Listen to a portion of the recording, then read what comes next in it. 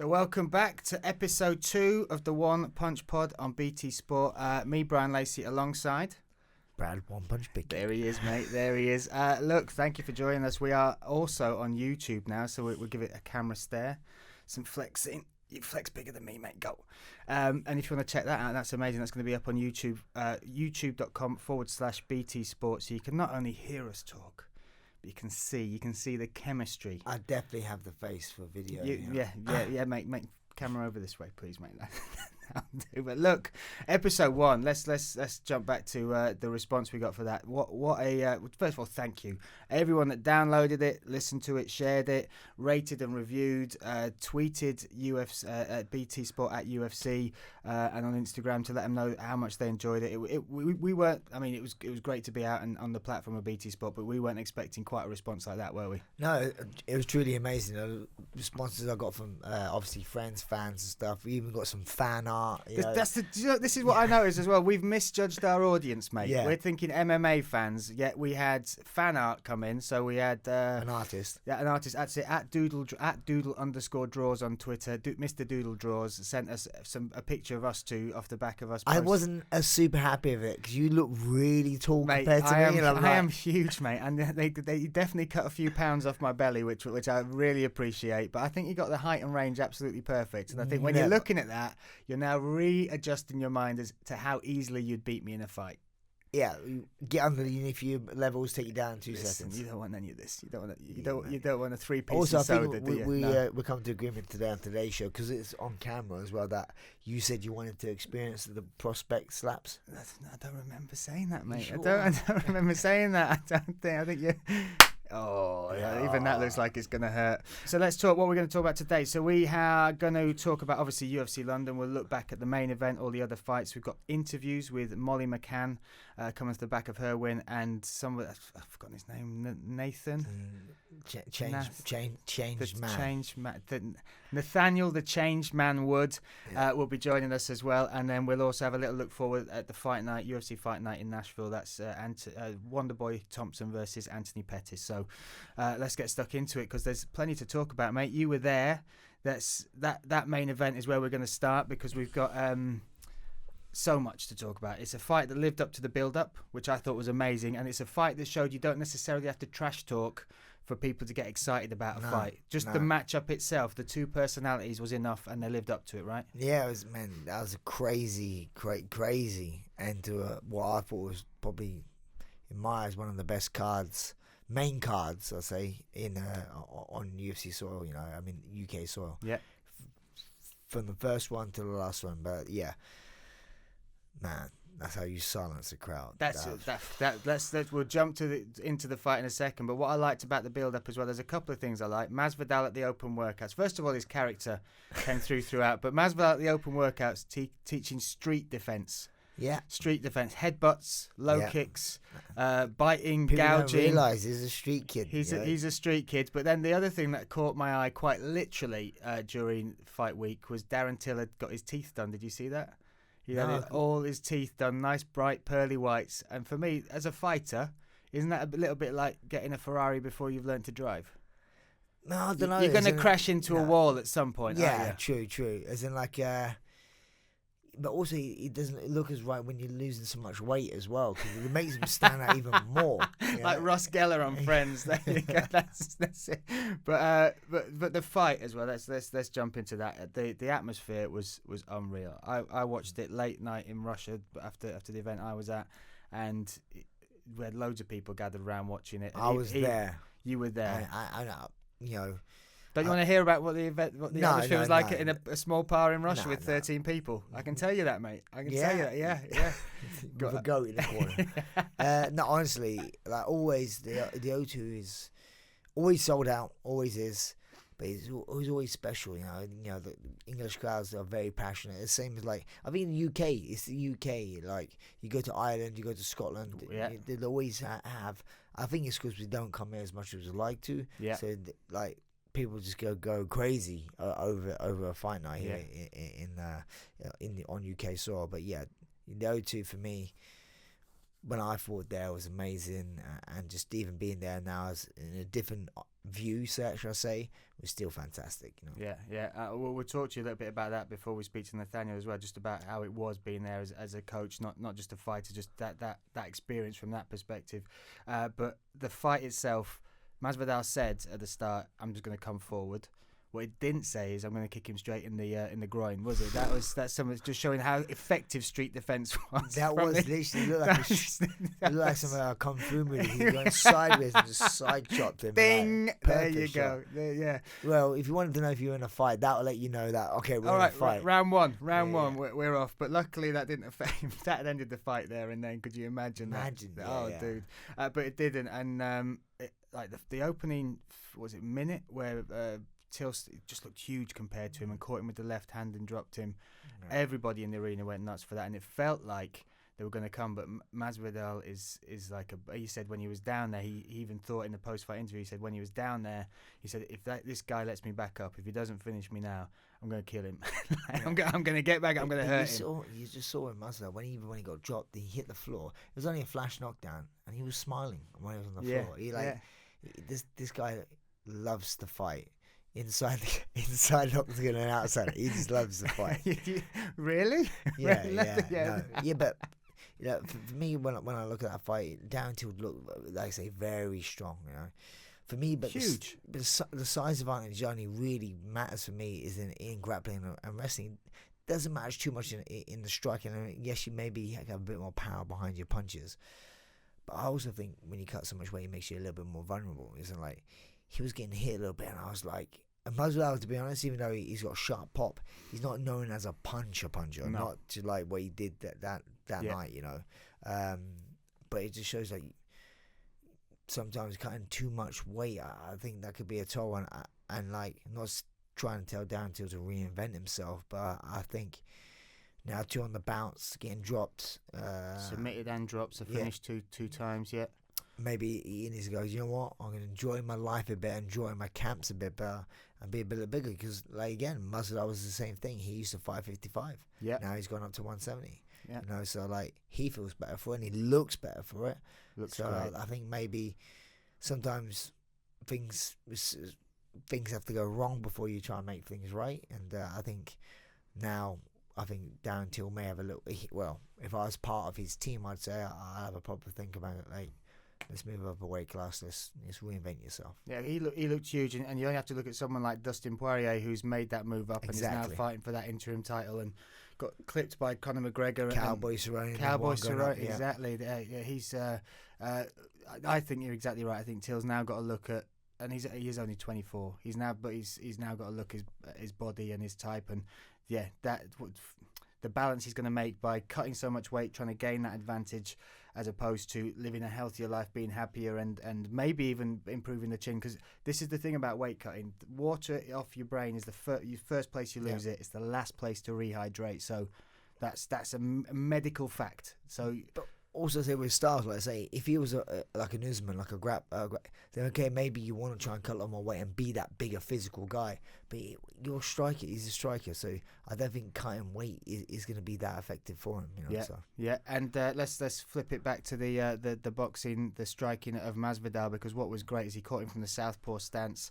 He said that they'd been planning on that. This is one of the new tools in his box that he'd been working on, that left hook stepping in. He got a good read on Darren Till, and I think just opening up that, just mixing it up a little bit, being the mixed martial artist, open up that left hand, and it was clean, man. It was right on the jaw. I mean, I was speaking to my Brown before and also after that, and he said to me, he was a little bit concerned before with Masvidal, like being away for such a long time doing that reality show he did. But he said when he came back, he looked like a different person in the gym. Yeah, he just charged energy.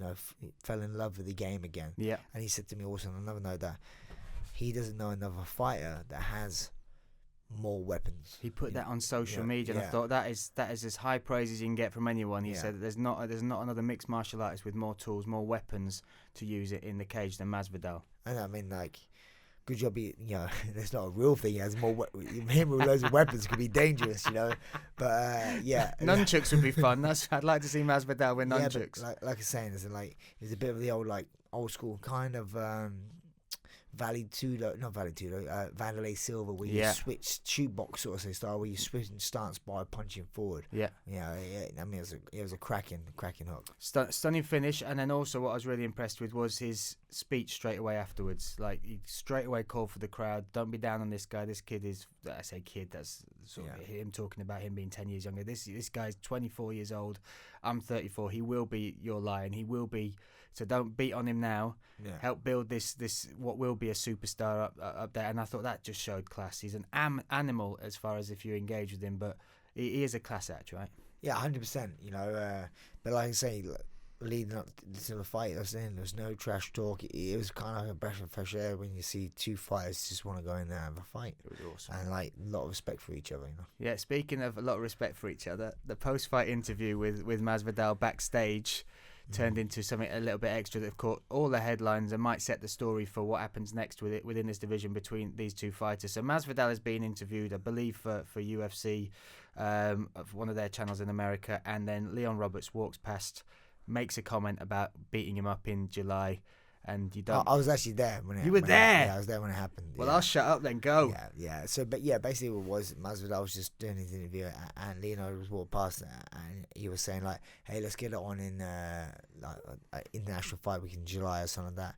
And Masvidal he said it as just like a passing comment kind of thing, and you saw Masvidal, "Hey, what's up?" kind of thing, and then. He saw Masvidal. He come and say that to my face, sort of thing, and he just took a beeline towards him. Hands behind his back. Hand behind his back, But then they came out pretty quick, it's it's one of the, in a way, it's kind of like you saw him even within all these sort of these even fighting situations. He's just calm. He's calm. He was really calm going forward and just threw his 3-piece and soda. And that was it. It's like, and then he just blew up, and then everyone, I was like, "What's going on?" Me and Mike Brown was like, "Oh my god, what's going on here?" And it just went mental. And when I went help separating them, I went around the side. Masvidal was just like, "Yeah, whatever," Dude, this is a different animal. That's what he's. That's the thing. Growing up with. Like you say, like I say, he's a street kid, and I don't mean that in a bad way. He's just how he's brought up, you respect me, I respect you. You don't respect me, I'm fighting you, and that's I think with the Conor McGregor sort of snowball effect, a lot of people think they need to talk trash to hype up a fight.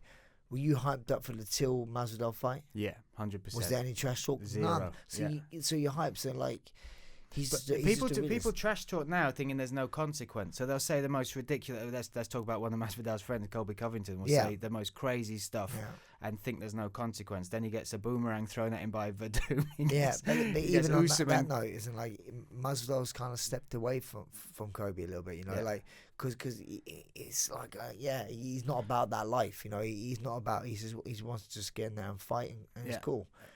So and in a weird way, if you saw a tweet by Ali Aziz saying they want Usman to fight Masvidal next, because he says, why do you want to give that punk Kobe a title shot? So so with Kobe, with his actions, kind of maybe shooting himself in the foot, because I think this time more than ever, where I think champions do have a little bit more power in who they choose to fight, Yeah, and I saw an interview with Masvidal, and they questioned him, said, well, obviously it's a difficult situation for you now. He said, Colby Covington looks like he's next in line. If he gets the title, what does that mean? And Masvidal, without missing a beat, said, listen, if my mum had the title, she better give it up. If my mum had the title, she better give it up. Okay, he said, my job is to feed my family. I have children, I've got to provide for them. If that belt gets me, my family more money, whoever's got it round their waist. And so that says a lot. Well, they'll be eating at the moment. You've got 2 bonuses. So I think they're fine for a few months. They'll be all right. But just the attitude, that's different from him again, isn't it? And what I love about Jorge Masvidal is he makes anything cool. Yeah. Anything cool.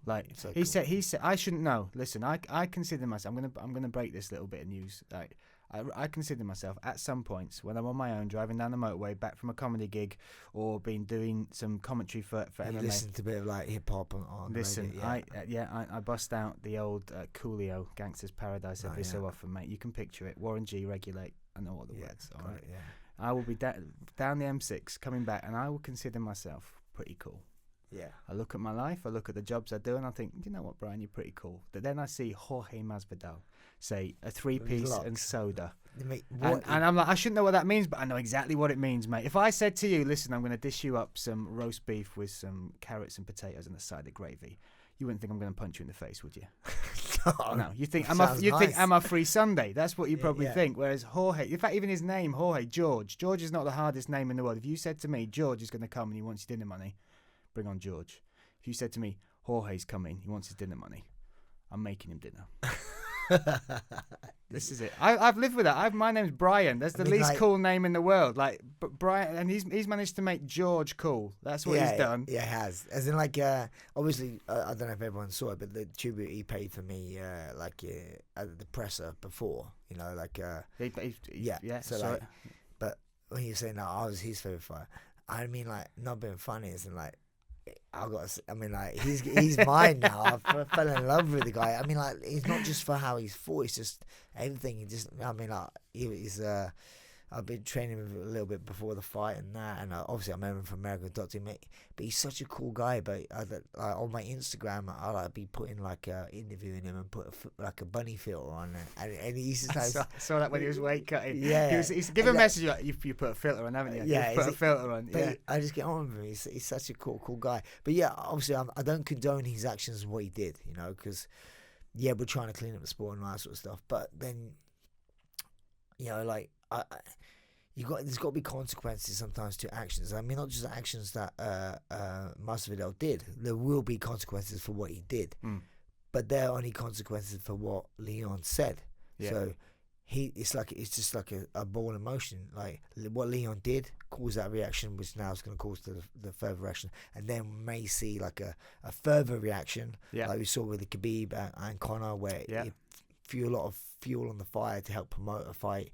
And would you want to see Leon versus Masvidal? Yeah, of course. Yeah, I would. No, yeah. I think that's actually generally was when you see a lot of make believe beef all the time, but when there's some real Yorkshire beef, you know, like back on beef, mate. Now I've mentioned Sunday lunch, you can't stop thinking about it, can you? When there's like some genuine like bad blood, it does really genuine. Like I mean, like because not only Jorge actually hit him and cut Leon's eye open, the cheek, you know. So fair props to Leon. He's not actually going to press charges. I think it would have been a bit bad on him if he did. Yeah. But he hasn't anyway. It's a fair play to him, you know. But I say now the stories are in for another fight, you know.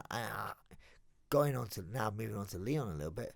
His performance against Gunnar was sensational. I thought he looked really, really good. I don't know how it was a split decision. There was a few decisions on that card. I thought the judges are a bit strange because there's a few split decisions where one judge gave 30-27 to one fighter and one to the other fighter. So I'm like, what's going on? Which you watching fights in different directions? Thing.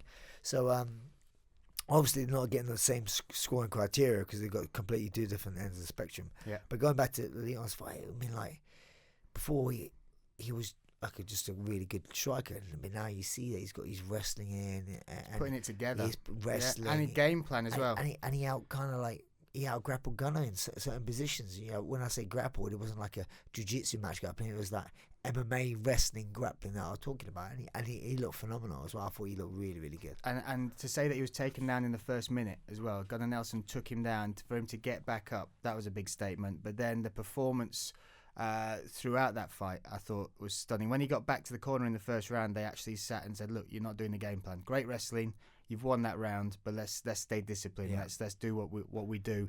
And he did that. Got mounted for the last 50 seconds, but again survived. But then he was smart as well. You see how he's matured as a fighter. He's got Gunnar Nelson mounted you, and he didn't panic. Yeah, he's just like, I'm just gonna hold on to him. I've now won this fight. You know, just need to hold on. And he did, you know, like he could have like bucked panic and then like you give Gunnar Nelson. Oh, that's you put something up and he's got it. He's got it, you know, so it was a very smart, and like I say, so I was impressed with his performance. I'm interested with the fight with him and Masvidal. I don't think it's going to happen anytime soon. I think Masvidal may jump Kobe with a title shot. Really? Yeah. Wow. I kind of have that feeling. If that comes round, you can't blame him for not taking him. If it doesn't, then they've got the promo for Leon Edwards versus. If Darren Till doesn't go up a weight, maybe they could do Leon Till, but I don't think they would win and loss. They rarely do that together, and I think this puts for me. Edwards has not been in a better position than this. 7-fight win streak, but not a load of hype behind him, even though he's beaten Cowboy on that run.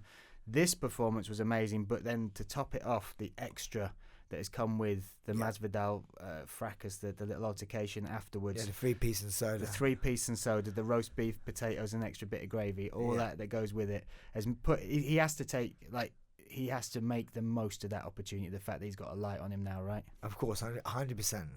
So it'd be interesting to see what comes from this, you know. Yeah, we'll see. I just want to mention one other thing as well, because you talked about, we'll jump back just to Masvidal very quickly, because you talked that Mike Brown had said you'd never seen him looser or freer and just better training in the gym, just the attitude towards the sport. He actually did an interview with ESPN. During that interview, he said that he'd been his demons had demons, and he had to get them seen to. So he's been going through therapy. He did this bit where he went off and it was in Nature for the reality TV show. He said he had a lot of time to himself. But for him to openly be talking about mental health, I thought was really powerful, really strong, because this sport comes with a lot of pressure. This sport is a mental game as well. You disappear at, you know this. I'm saying more than anything, your mind is the most important muscle in your whole body. Yeah. I don't know if you class it as a muscle, but it's the most important thing in your body, you know, because your mind tells you what you do on a daily basis. Yeah, you know, and judges you, and that voice in your head. But I just thought it was good to see Masvidal talk about that, especially with the stuff that's going on with Tony Ferguson. That's been in the on social media with him now getting help from the UFC to try and get through what he's going through. People like GSP had obviously had stuff like that. So I think once again, when we're just talking about Masvidal's performance and then the way he talks and he brings himself across, I think we just got to give him a little nod that as a man who is there it is. You have to check out YouTube for that nod. For a man that is classed as one of the baddest men to do this sport, as in a real street guy, for him to be talking openly about mental health right now, that's impressive as well. Yeah, 100%.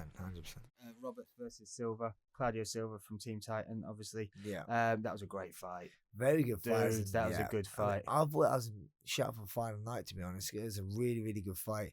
It wasn't like Roberts looked really good, hurt Silva a few times, but obviously I've trained with Silva and Coach Silva. I know how tough he is. He's one of those guys. He's in the gym. He's not as good as he is when he fights, because when he's in I don't know, he just fights, you know, like he take a shot and he's a survivor, and he gets a piece of you. And for me, a bit like a Maya, I think, where his jiu-jitsu is so well based for MMA, where his weight, his pressure, he pushes you down into the canvas, so you really feel the pressure. He's always on top, really. Well, not always, he wasn't back, but he always wants to be on top with you carrying his body weight. And I thought, you know, it's a shame how it ended, but I did feel that Claudio was going to win that fight anyway if he did go to the decision.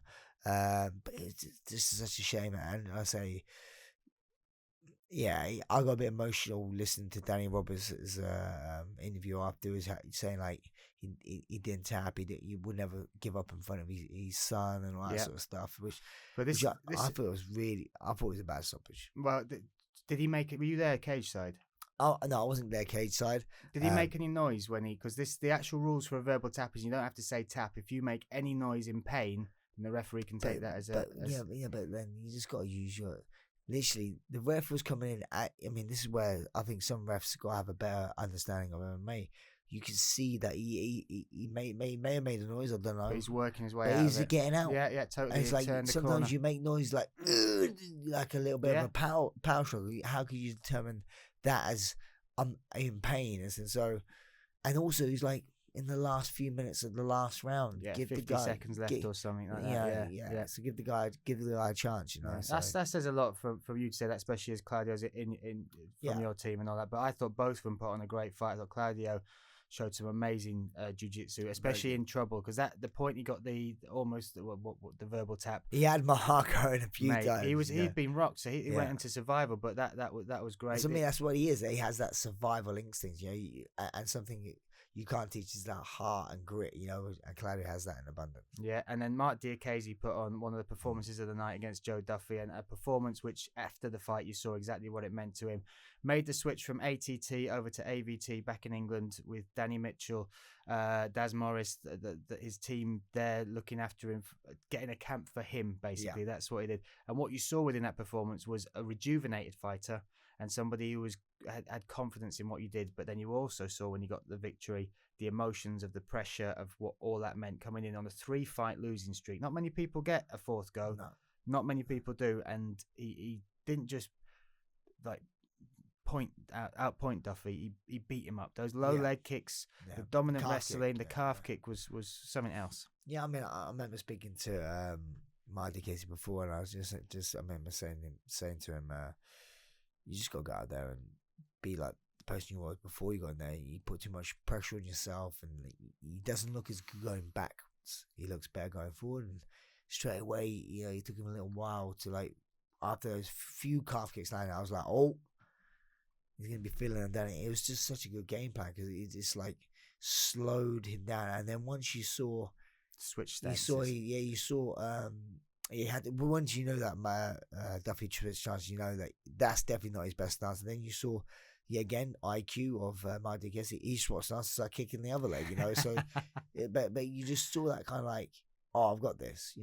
Oh, I can fight. And it's that kind of switch of say, I've always said spoke about in the first podcast, he's one of the most talented guys out there. He has physically as well. He knows how to throw a jab. He knows how to throw around. He knows how to do more things than I ever done, like spinning back, whatever's. Yeah. But it's his mind, and then you saw the pressure and the release, because he came into the UFC with a lot of hype behind him. Yeah. Then he went on a bit of a skid. To turn it around with so much pressure, because he uses this job to feed your family.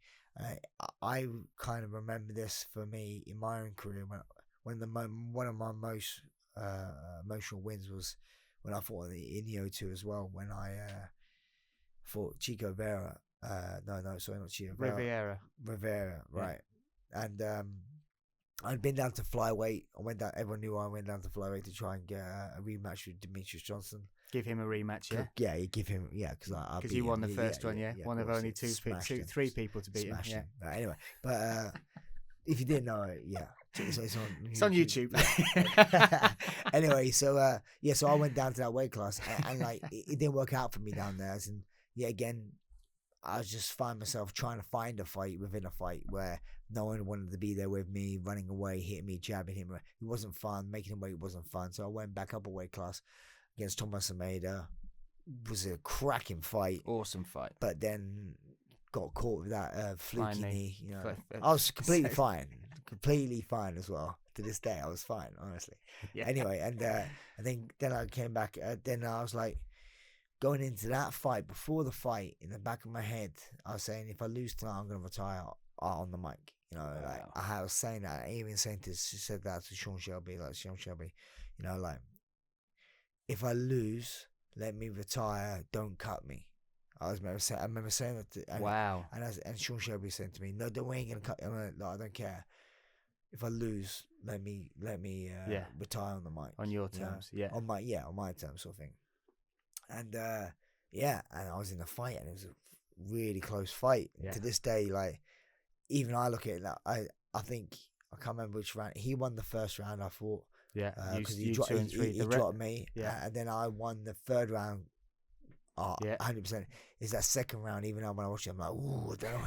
I could have got anyone. I don't know. Who judged this? Who won this round? I don't know. But now I got the split decision, and I was like, and I'm like, I started crying. I was in such a much because this. I released the release. I wasn't ready to retire then. No, I retired a year later, but I wasn't really ready to retire. But I felt like I was going to be forced to retire because you don't want to get cut. I don't want to get cut, So, so I felt the pressure that Mark Diakhese. backstage when I saw him, I just like gave him a little bit of a hug and say, Mark, Well done. yeah, well done, man. Well Because done. like now, yeah, I know what it is. Yeah. No, it is. What a performance. And another one who put a performance of the night. For me, somebody who'd come through adversity as well was Molly McCann. Took on Kohea in a stunning performance, and we're going to get joined by Molly McCann to talk us through all of that. So we'll jump to the phones, and we'll be joined by Molly McCann in 1 second. So one of the biggest stories coming out, one of the most inspirational stories coming out of UFC London was the victory with Molly McCann in that wonderful stadium. We witnessed it. We stood back with awe, and now she's joining us live on the pod. Molly, how are you doing? Do you know what? I'm sitting here with like a million stitches, a broken eyeball, and I'm still on cloud nine. But it was all worth it. Yeah. Yeah. I mean, you've been there, you know the drill. Yeah.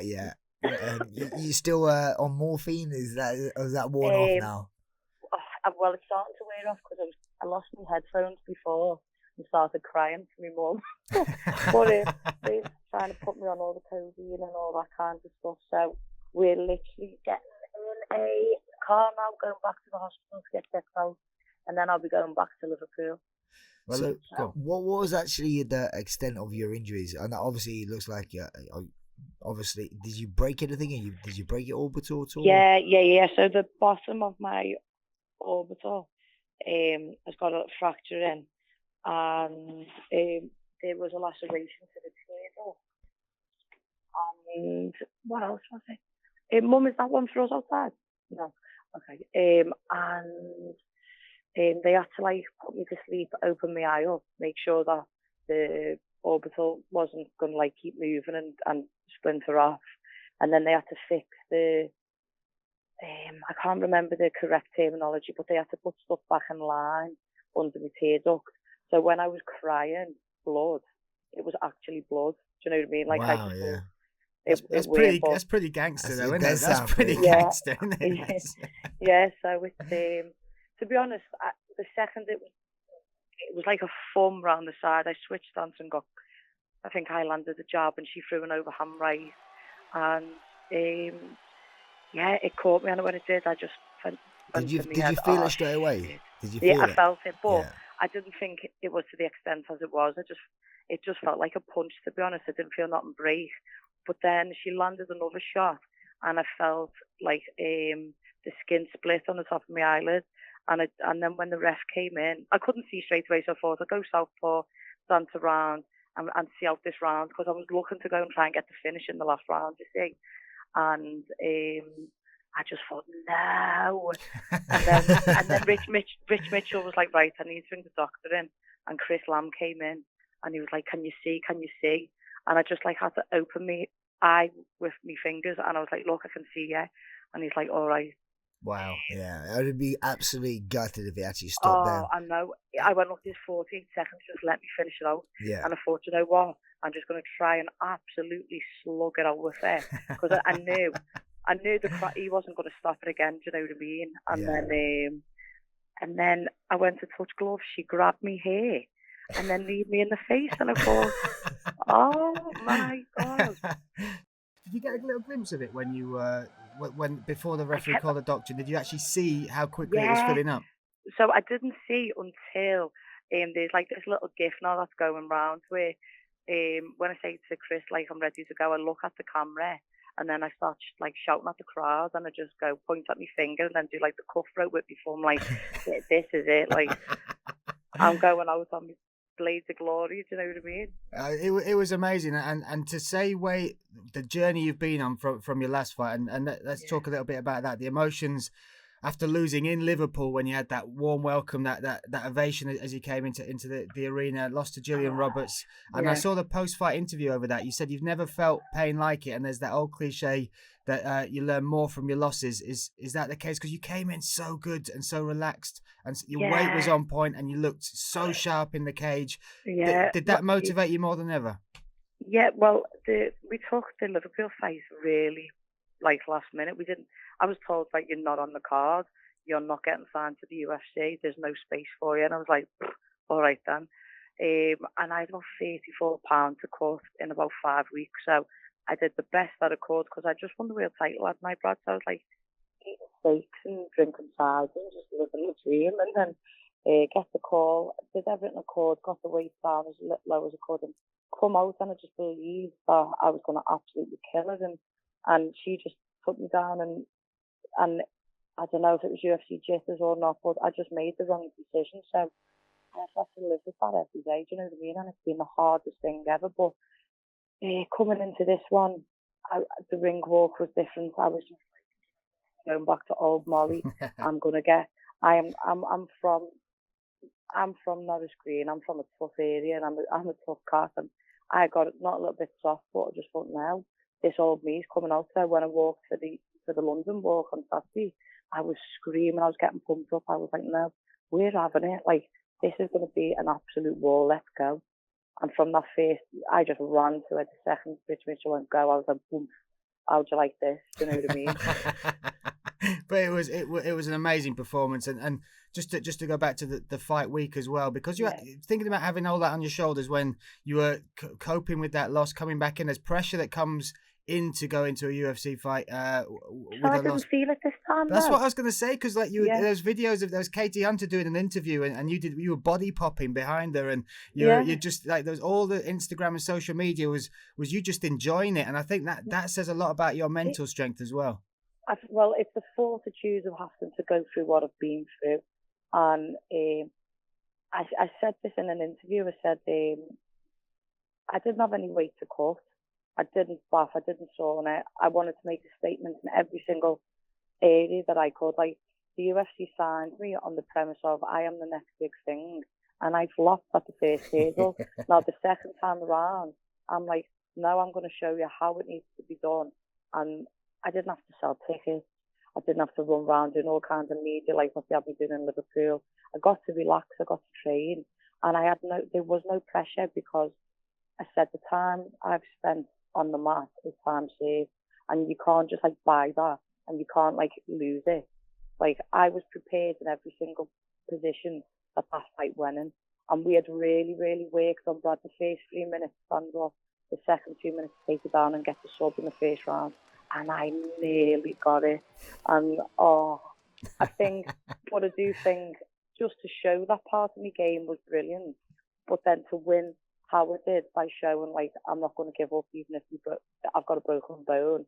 I think I made more fans for that. I was actually going to say, we talked about how gruesome the injury is. So you've got stitches on your eyelid, your tear ducts had to be reattached so it's not just bleeding blood and all this stuff. But actually having that injury, it's all gone viral, so that's added more light on your performance. And like you said, that fight had it all, but to come through it looking like that and to get a little bit more buzz, because now the world's seen you and your face maybe not at its best. But look, I'm not bothered about that kind of thing, but it was about spreading the message. Like, I'm in the ambulance and the UFC is like, can you give us a quick statement? And I was just like, look, this one's going out to everyone who's having a tough time. Do not give up.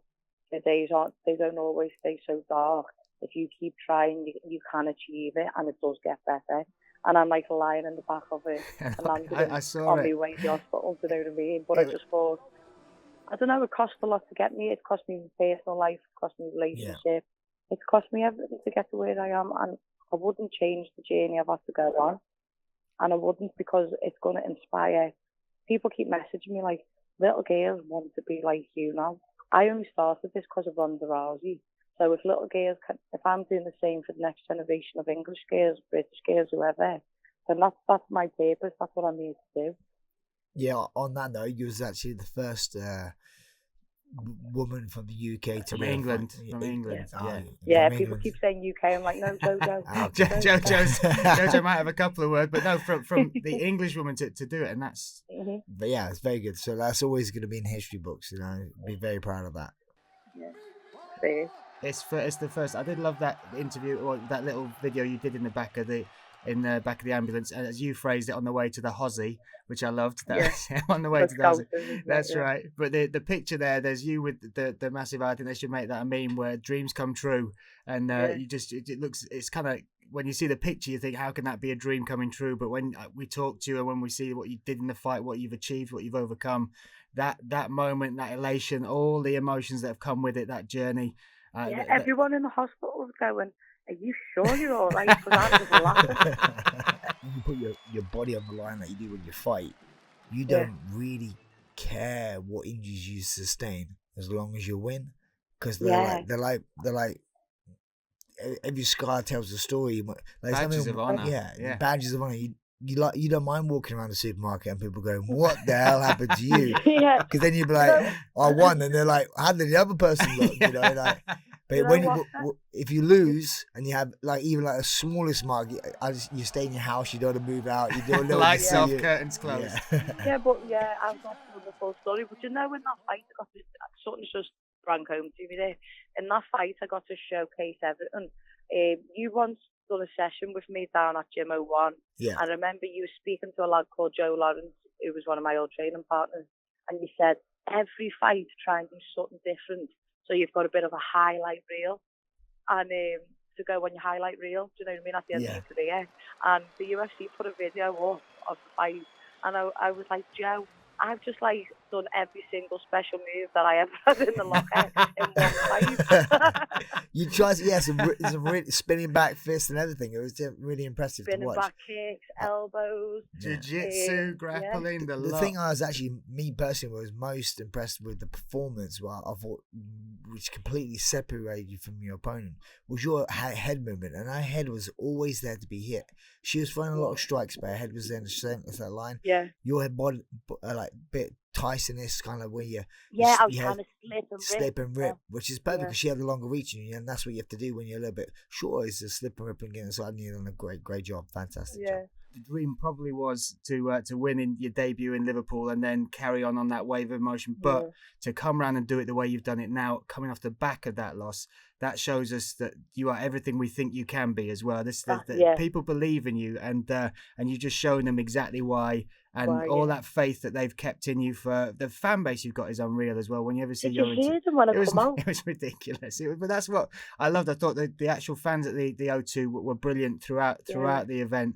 But you've got to have earned fans around the world, not just in the UK, Liverpool, and Europe. So massive congratulations.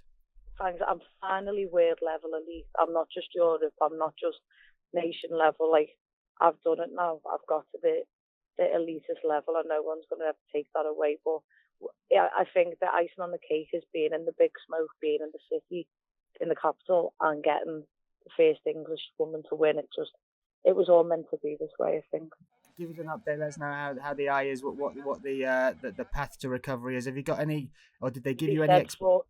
They said yesterday 4 months until I can have contact again. So it looks like I'll be an even more hench meatball, and I'm probably just going to have to do jiu-jitsu for the next however long. So you'll actually probably look like a meatball by the end of this. Yeah.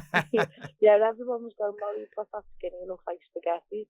And I was like, "Oh, don't say that, give me complexes." That's superb though. Really enjoy every minute of this victory and all that comes with it, and we can't wait to see you back in there again. Whatever comes next, you've earned it, and just keep on rising. Well done again. All right, cheers lads, catch you later. All right, thank you, bye. Take care. Bye. Let's talk a little bit about UFC London from your experience. So you've made that walk. You had what Dan Hardy calls the greatest moment. What was it? What put you at the top of the best UK European moments in the UFC? Yeah. I mean, what was it like being as a coach and walking there with Nathaniel, your protege? If I was going to be really honest, it didn't seem any different to me. In a weird way, I was so focused on Nathaniel and his performance, I didn't get caught up in anything. And like, when you're inside a stadium, if it's in LA, on the outside when you're walking in, you see it's the O2 and brilliant. Yeah, okay, now it's different. When you're in the O2, doesn't look that much different to any other big stadium when you're in there. So I just, be honest, I wish I'd say, I felt this, I started crying or something like that. Just got on with the job. Literally just kind of like was so focused on Nathaniel and his performance. I'm just so happy for him, and I'd kind of. And the walk ain't that long, he bombed in there and done. So, but yeah, it was. I actually probably got more emotional seeing Nathaniel cuddle his dad before the fight. Being privy to those special moments, those little moments like that. And like backstage. I mean, the advantage that backstage was like, first time I ever saw him, I felt the moment caught him a little bit as well. Okay. He was very quiet when he's not as quiet as he normally is. Yeah. I know he's not been feeling as well, but I think that's probably due to the mental week as well. But so it was good to see him get a win. That's it. Well, let's talk to the man himself. We're going to be joined, but I was going to say live there, but we're going to do a little phone call with Nathaniel Wood right now. So here we are. We are joined by the prospect, the contender, the superstar, Mr. Nathaniel Wood. The changed man. How are you, Changed man now. How are I'm you, very mate? good, mate. I'm very good, thank you. How are you? We're good, mate. Brad, you wanted to check something before we did this? Yeah, we said 3 o'clock I called you, but we actually called you at 1 minute 2. Were you okay with that? I'm okay with it as long as I'm getting paid for that extra. It's all good. Yes. No worries. Here he comes. Listen, mate. First of all, congratulations. What a weekend. We're going to get into all sorts about the fight, the emotions that come with it. But I need to start off by just asking one question, and this is: you are a man of this city, one of the most multicultural bohemian cities on the planet. We've got places, races, foods from all different parts of the world. Yet you chose for your post-weigh-in meal Harvester. The Harvester. Other chain pubs are available, but listen, you are a legit superstar now, mate. But you're still going back to the Harvester. But also, mate, we went in. Beginnings. Yeah. We went in there. And the guys recognised that we had got a 20% discount. So boom. I take it all back, mate. 20%. And mate. I did after the fight as well say to the guys, I said, look boys, if I get a bonus tonight, a 50 G's bonus, I will treat you to another Harvester. Oh, but unfortunately, I didn't get it, so therefore... So we're going to Gaucho instead. Microwave meals around Brad's house then instead. There we go. But look, let's talk about this because, my goodness, like the emotions that even somebody that isn't as close to you as Brad, like me, went through watching you do what you did and in that place were amazing. But just talk to us about waking up fight day, what it was like, knowing what went through your head, knowing that day was here, that day you dreamt of for as long as you've watched this sport, being involved in it, was finally here. What was that like? It was huge, mate. And obviously I was with my dad earlier and I was explaining to him that, you know, the whole kind of lead up to the fight, I was just thinking, oh, man, I am living this dream. It all feels so right. I was enjoying every second. And it wasn't until, I'd say, about an hour before the fight that I actually thought, what happens if I lose? Never actually thought, after all this stuff that's gone on, the press conference, being here, weighing in, making weight, everything, I thought, I better make sure I win this to make that dream come true. Obviously, I got the win. You know, I was never in doubt. And, mate, the whole week leading up to the fight and after the fight, it was everything and more that I've dreamt of. You talk about waking up, then even walking to the arena, walking in, you said I didn't quite hit. But when that hour before, when you start thinking the unthinkable, what if it's a loss, and you're warming up backstage, what's that like? Because you're watching fights go out before your fights come back. You're on the main card as well, which I thought was awesome to see that the UFC have recognised that's where you deserve to be. But from the backstage to the point where you walk out and your music starts and you first feel that arena, what was that like?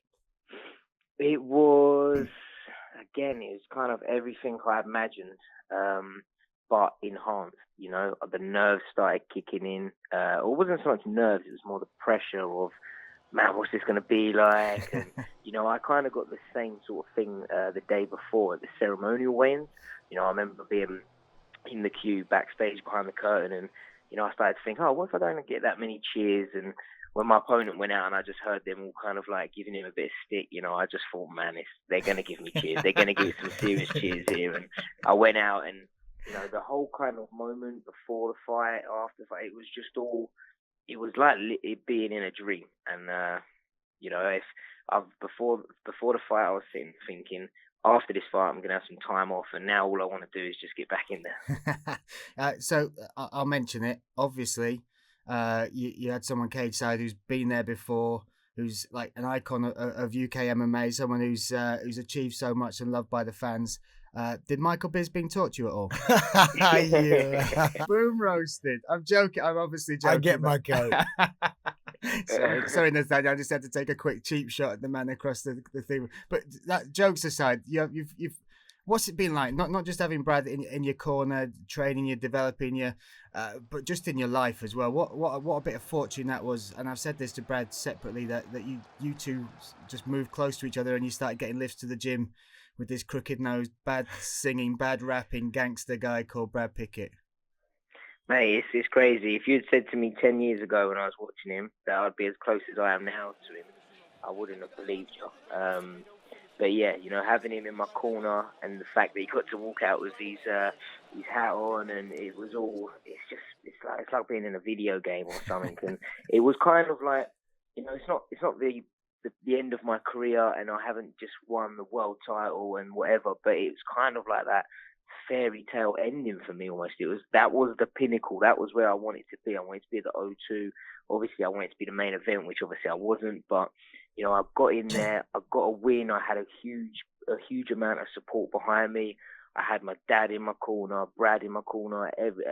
Everything just went perfect, and it really was the best way I can describe it. It was special. It was really, really was, and without a doubt, that's the highlight of my career. Oh, dude. So, what we're gonna go with now, Nathaniel. Obviously, you've had 3 fights in the UFC. Leading up to the UFC, obviously you were knocking everybody out. Now you get to the UFC, you decided to submit everyone. Are we gonna change your nickname to the South London Strangler? Well, I think my dad likes the sound of that. I don't. I like the London Strangler sounds a little bit too aggressive for me. Let's talk about the performance. How happy were you with it? Because I saw an interview straight afterwards, and you're already critiquing yourself, talking about taking too many leg kicks. The take that you look very upset that he took you down. But I mean, how happy were you with it? Because you choked out a guy with jiu-jitsu written on his chest. That's pretty cool.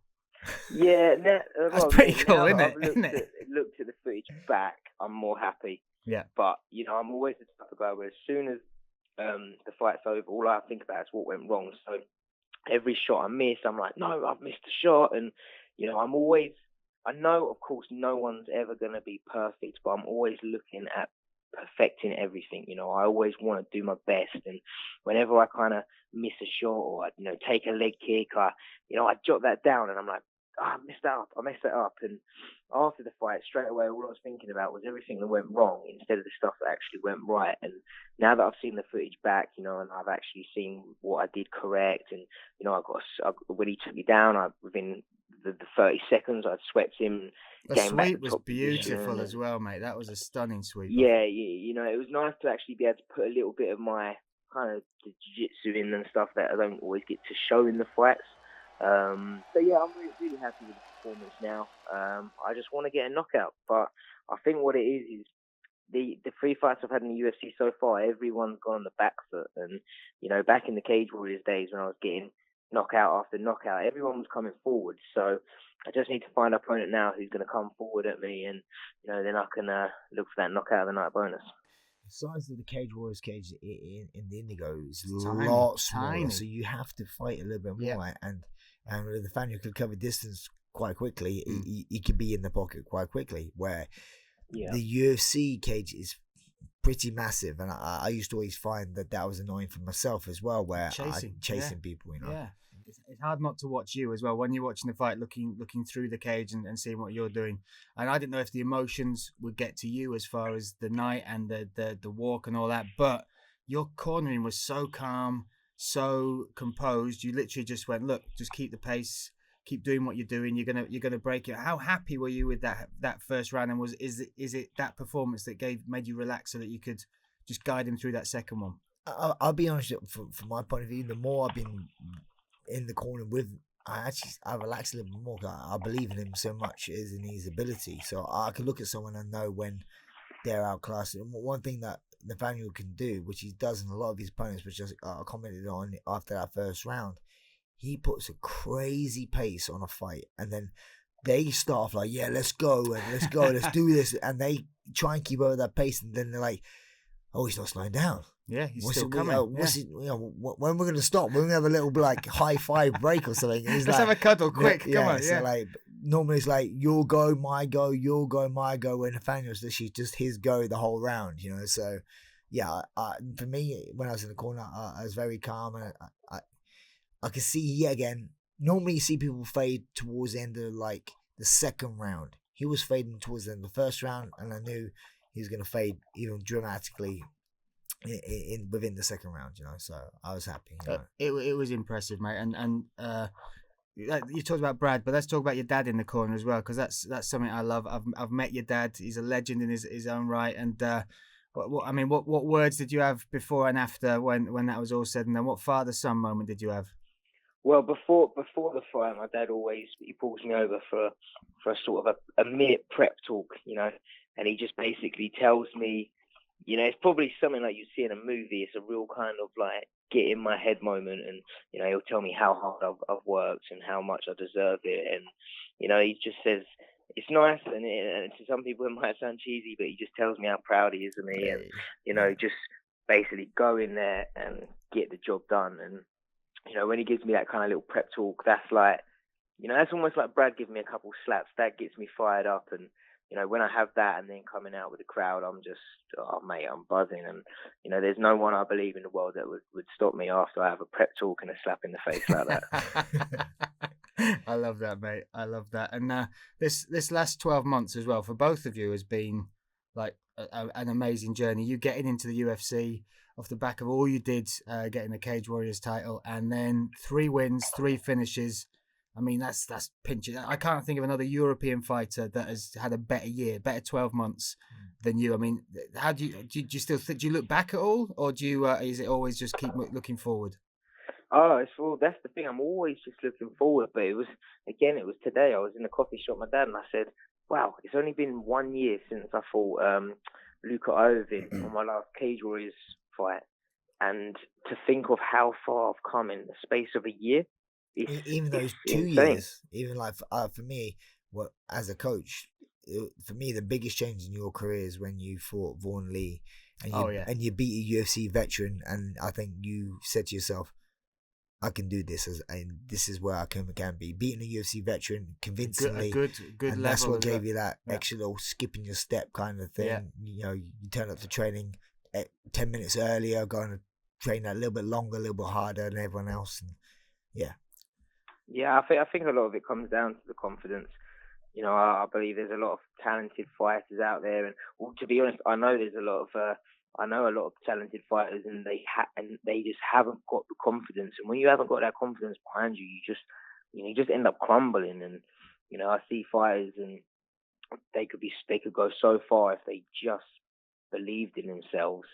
And you know, as I say, it sounds so cheesy and corny sometimes, but I honestly think that if you've got the confidence and the belief in yourself, and then you just put the work ethic in, you're gonna get the results. And that's been my kind of, you know, that's what I've been doing for the last 2 years. And to say where I've come in the last 2 years is huge. And I put a lot of that down to just being confident. Awesome, mate. So look, we'll let you disappear now.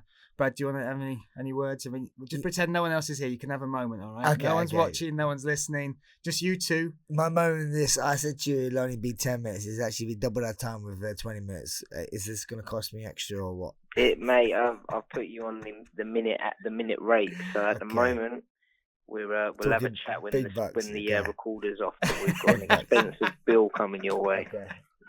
I'll invoice. You have to invoice One Punch Limited. Nah, I tell you what, I'll let you off for the weight cut you did with me. Oh yeah, that was. We didn't talk about that. That was. Go on. How bad was it? Well. Guess how long, Brian? Have a guess.